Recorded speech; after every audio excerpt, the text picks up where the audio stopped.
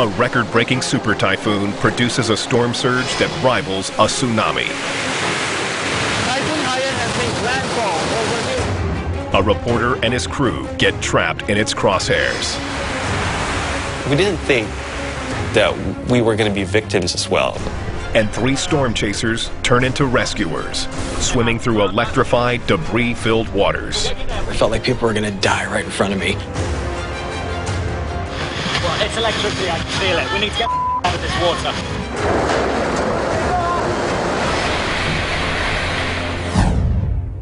water. November 7th, 2013. 3 storm chasers, James Reynolds, Mark Thomas, and Josh Morgerman, meet up in the Philippines to document what meteorologists predict will be one of the strongest typhoons ever to make landfall, Typhoon Haiyan. We had the same aspirations to try and get into these strong storms, and Haiyan just seemed like the perfect chance for the 3 of us to get together and try and tackle the typhoon. Armed with video cameras and weather measuring instruments, they set out to document what promises to be a historic storm. With less than 20 hours before landfall, they go on a reconnaissance trip down the coast from Tacloban City. We're trying to figure out where was that place going to be to ride out this nuclear-grade storm. One of the places we looked at was this town just south of Tacloban City called Palo, right on the waterfront. They check into the Oriental Hotel in Palo and get on the internet to check the latest satellite images of the Category 5 super typhoon. What they see alarms even these seasoned storm chasers. I'm looking at this latest IR and it just, I don't know, it really kind of freaks me out. I've never seen a tropical cyclone that looks like this. And I don't know, I don't know if the buildings around here are substantive. The ball is the only one that's... I mean, that is insane. I've never seen this before. And we're in the path of the thing. And we're in the path of this. We're in the path of that core. When we saw the latest satellite pictures, it kind of changed how I felt where we should be. We shouldn't be here. We certainly can't be staying at this hotel anymore. And now, I'm honestly thinking, we're not chasing the storm, it's chasing us. It intensified so dramatically that the top tropical scientists in the world were looking at it and saying this might be the strongest ever observed. We are, you can tell from my voice, slightly freaked out, but we are going to be getting up early tomorrow and trying to work out what the hell we're going to do, because primarily we've got to keep ourselves safe. They ultimately decide to make their move before morning. At 9 p.m., the storm chasers check out of the hotel. As we left, we felt an ethical responsibility to warn the staff. You know, we're experts. We understand the threat of these things better than anyone. People did not understand what was coming. They thanked us for the information. They stayed. Not just some of the guests who we warned, but the staff. Barnaby Lowe, a reporter for CCTV, is one of the people staying at that hotel in Palo, along with a slew of other journalists. I was thinking, if all of us are here, then it must be okay. Must be okay. The storm chaser must just be exaggerating. So we decided to just stay at the hotel and then leave very early in the morning. But when Barnaby and his camera crew try to leave the next morning, the roads are already blocked by fallen trees.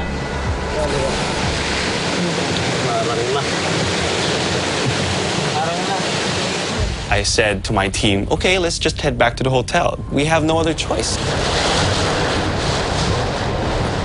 By the time we got back to the hotel, the winds were really strong.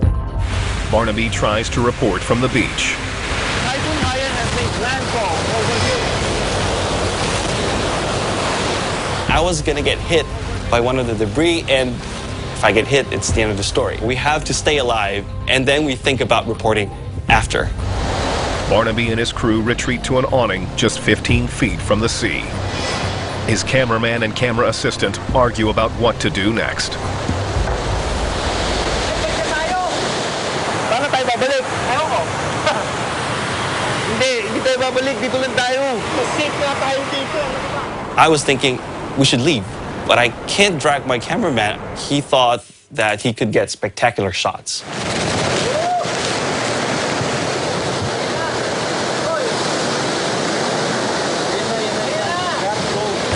Cameraman films what he wanted, and then after a few minutes he decides, okay, now it's time to leave.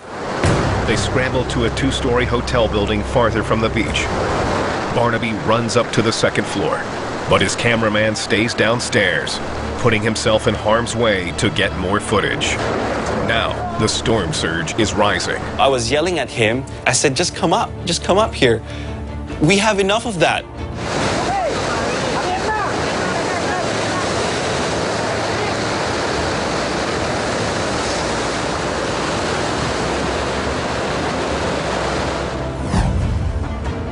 7 miles north of Palo, in Tacloban City, James, Mark, and Josh are documenting the typhoon from a much sturdier 4-story downtown hotel.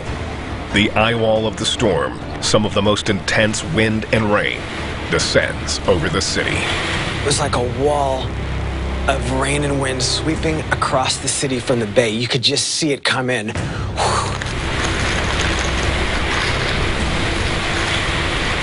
It was literally like being in a washing machine powered by some sort of nuclear reactor. Hard pieces of debris flying everywhere. We were in a 4-story solid concrete building, and it was trembling as flying wreckage from other buildings was smashing into it. It was stuff that if it hit you, it would just take your head right off. I mean, you'd be dead instantly. The possibility of capturing footage inside the eye wall of a Category 5 storm ups the stakes. From a storm chaser's perspective, this is like the holy grail. So despite the danger, I felt like I got to keep that camera running and I got to stand there. It was almost tornadic at times. Windows were blowing out.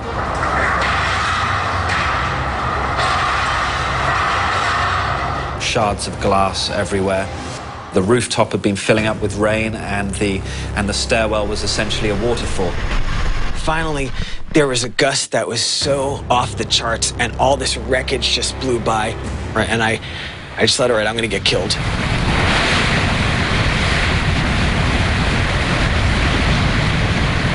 Despite the danger on the balcony and rooftop terraces, the actual structure of the building is holding up. The building was doing its job. It was keeping us protected, and we were in a safe place to witness and document the storm. And it was all going really well until the storm surge came. The hotel is 14 feet above sea level, and so the encroaching storm surge is alarming and unexpected. Families from buildings nearby are flooded out of their homes. The water was up to their chests, and the adults were carrying children. They seek refuge in the sturdy hotel.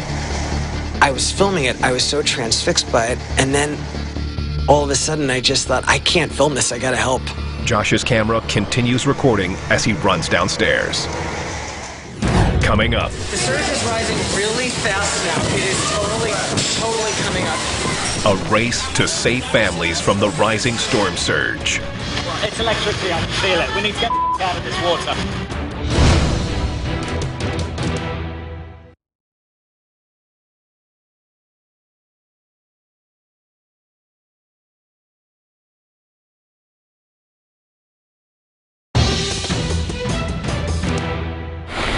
In Tacloban City, Philippines, storm chasers James Reynolds, Mark Thomas, and Josh Morganman are documenting the landfall of Super Typhoon Haiyan from a sturdy downtown hotel. They've made it through the eye wall of this record-breaking storm. But now, the rising storm surge is inundating the city. Families from buildings nearby are flooded out of their homes. They seek refuge in the sturdy hotel. I was filming it. I was so transfixed by it, and then all of a sudden I just thought, I can't film this, I gotta help. Josh's camera continues recording as he runs downstairs. Oh my God, this hotel is getting... Storm surge is now flooding this hotel. Do you need help? Do you want me to carry her? Oh. Yes. Josh and Mark go to the aid of an elderly man in a wheelchair stuck in the rising waters. The people with him they didn't have the strength to pick him up. So Mark and I just grabbed the chair. Each of us just grabbed a wheel. Let's get this fella up. We we go up the stairs. Watch out. What do you go up the stairs? All right.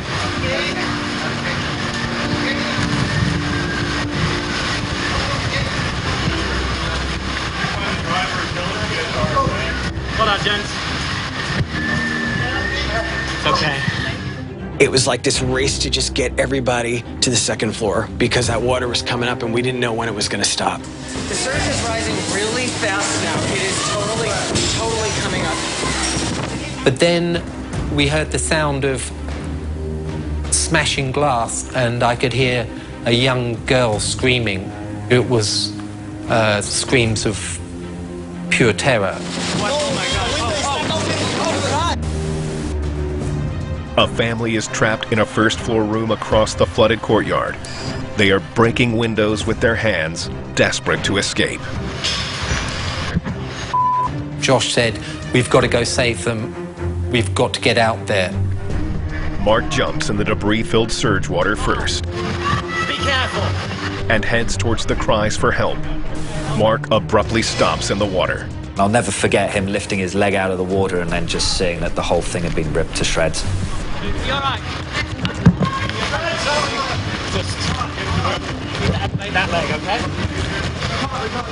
A piece of corrugated metal roofing under the water has cut Mark's leg to the bone.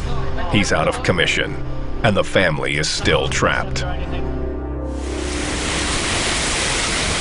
Other areas of the Philippines are even less protected.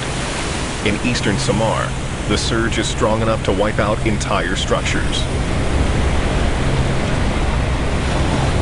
In seaside Palau, Barnaby Lowe's cameraman is still at ground level as the surge starts to come in.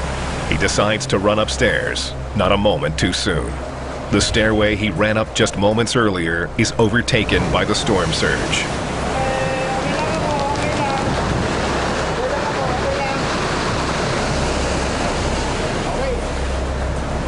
The building was just shaking, and we can feel the water beneath us. It was hitting the ceiling right underneath us, and it felt like the floor was getting softer. And so we thought, okay, this is gonna give in. They move from room to room as ceilings cave in all around them. I have never been terrified like that my whole life. The wind felt like a bulldozer pushing the building, you know, like bam, bam, bam. We've been holed up in this hotel room for about 40 minutes now. We actually transferred to another hotel room, but that hotel room has been completely ripped off. And so we're here in this hotel room hoping that nothing bad would happen to us. The situation was apocalyptic, and I was thinking, okay, this might be it. We might die here. Back in Tacloban City, Mark is injured and out of commission. With the trapped family still screaming for help, Josh goes to their rescue. I did honestly feel like those people were going to die if we didn't do something, so I just jumped in. We got to the windows, one by one, we just dragged people through the windows, and we put them on a mattress and then kind of ferry them across that courtyard into the hotel lobby and to the main staircase. I could feel this very distinct but faint tingling in my legs, and I knew exactly what it was. Well, it's electricity, I can feel it. We need to get out of this water. We needed to get in and out of that water as quickly as possible because it was a seriously dangerous place to be. Okay, ma'am. Well, no. Okay. We'll get you there. We'll get you there. Don't worry. We'll get you there. Don't worry. Okay, we got you. You're okay. You're safe. You're safe. Don't worry. You're fine now. You're safe. Anyone else? Josh, I think we're good. The storm chasers get everyone up to the second floor, and the surge waters finally begin to pull back out. Everyone in the hotel survives. The fast-moving typhoon has destroyed the city and the lives of the people who lived there in just 3 hours. It looked like a tsunami had hit Tacloban. Vehicles were strewn across the streets upside down. Whole streets were literally blocked off, just piled with debris. The whole city block was up in flames, just totally ablaze. Just absolutely harrowing scenes of sheer desperation. Josh managed to record uninterrupted air pressure data from the inner core of this historic typhoon. And the three storm chasers become among the few people to film inside the eye wall of what many believe was a Category 5 typhoon. Barnaby Lowe and his camera crew also made it through the typhoon. I think everyone had underestimated it. I've been given a second chance here, and really, really grateful. The three storm chasers are airlifted out by the military. The total devastation is even more visible from air. Typhoon Haiyan is a major humanitarian crisis. 6,201 people are confirmed dead. Over 28,000 were injured, and nearly 2,000 more are still missing.